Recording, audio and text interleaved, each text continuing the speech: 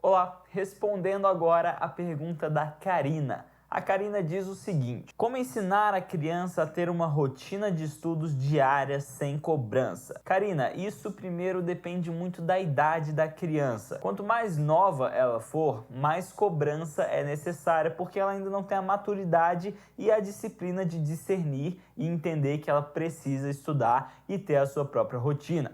À medida que seu filho for avançando na idade, for crescendo e amadurecendo, você pode começar a deixar um pouco mais na mão dele. Você precisa delegar as funções, então ele precisa tomar conta do tempo dele e você não vai cobrar a toda hora se ele está estudando ou não.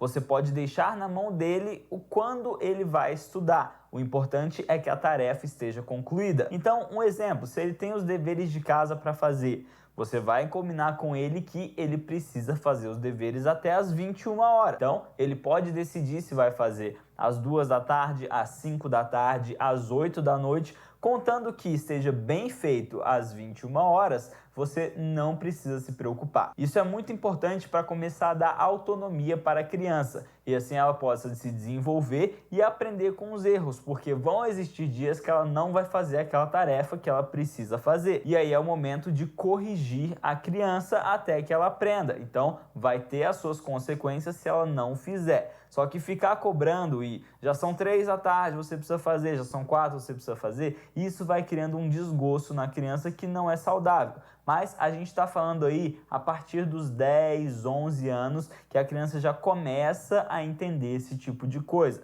Os mais novinhos, eles precisam ter horários mais regrados. Então, 2 horas é o horário de fazer o dever de casa, 3 horas é o horário de fazer uma pausa e assim por diante, até que você vai flexibilizando e deixando que ele controle e gerencie o seu tempo. Mas é muito importante frisar que a criança não sabe fazer o gerenciamento do tempo sozinha. Então você precisa tomar tempo também para ensiná-la como que funciona isso, como planejar a sua rotina, como fazer um planejamento, tá bom? Para que ela entenda e aí ela vá conseguindo executar por conta própria. Espero que tenha ajudado. Vamos para a próxima pergunta.